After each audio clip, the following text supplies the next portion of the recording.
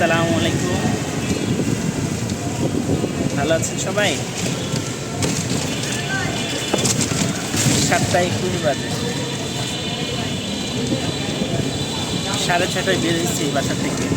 রিক্সায় যাচ্ছি অফিসে, 8টায় অফিস। মানে অবাক লাগে, তাই না? কত সকালবেলা আমরা অফিসে যাই, অনেক মানুষই ভোরে ভোরে যায়, আরও আগেও যায়।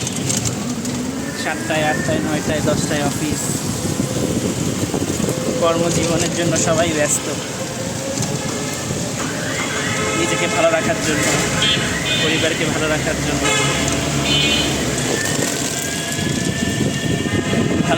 অনেক সময়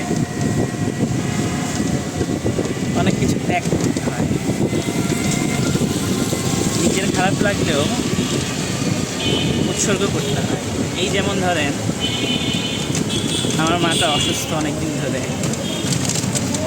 বাসায় থাকে, আব্বা থাকে তার সাথে সারাদিন। আমি সকালে অফিসে যাই, অনেক রাত্রে বাসায় যাই। এই জাস্ট কেমন আছো না আছো, খাইছো কিনা, ওষুধ খাইছো কিনা, এতটুকুই সীমাবদ্ধ। মায়ের সেবা কতটুকু করতে পারছি। ছেলেটা দাদা দাদি, নানা নানু যখন যার কাছে থাকে, পারে থাকে আর কি, মায়ের কাছে থাকে। মাও জব করে, তারও মন কাঁদে অনেক, আমার থেকে বেশি কাঁদে। মনে করি দেখি, আমার তো মনে হয় বেশি একটা কাঁদে না, কারণ ছেলেরা তো মনে হয় কাঁদতে পারে না, তাই না? আজকে সকাল 4:30 কি 4টা অথবা 5টার দিকে, মানে 4টা থেকে 5টার মধ্যে ছেলেটার ঘুম ভেঙে গেছে। ওর আম্মুর পাশে নেই, তো আমিও উঠবো নামাজ পড়ার জন্য। তো ওর মা অলরেডি আগেই উঠে গেছে, নামাজ পড়ার জন্য দাঁড়িয়েছে, কিন্তু সে তার মাকে খুঁজতেছে,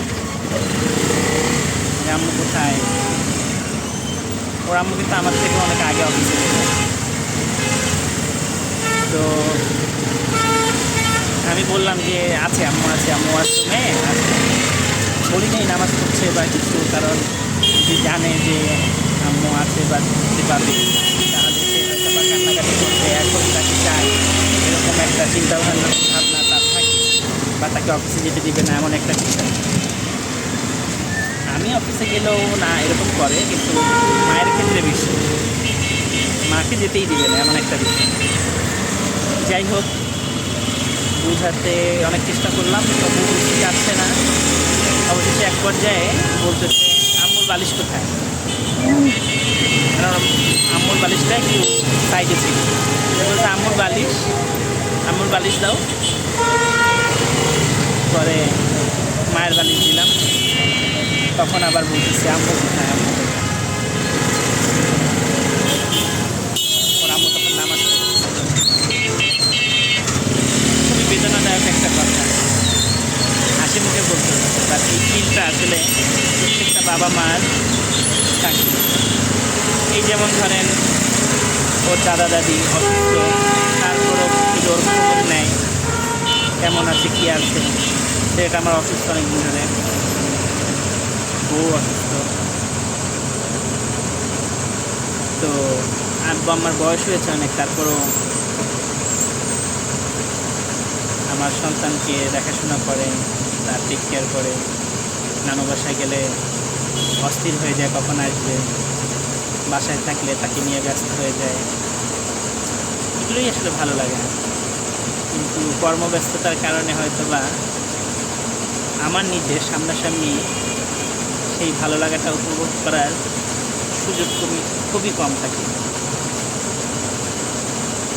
এত কথা বলছি, আর অনেক কিছু বলা যেত, তো আপাতত ভিডিওটা এই পর্যন্তই শেষ করব। মূল কথা বা এই ভিডিওটা করার কারণ হচ্ছে একটা স্মৃতি ধরে রাখলাম। আজকে 16/7/2025 এই স্মৃতিটা যাতে ভুলে না যাই বা এই দিনটা যাতে ভুলে না যাই, সেই জন্যই আসলে ভিডিওটা করা।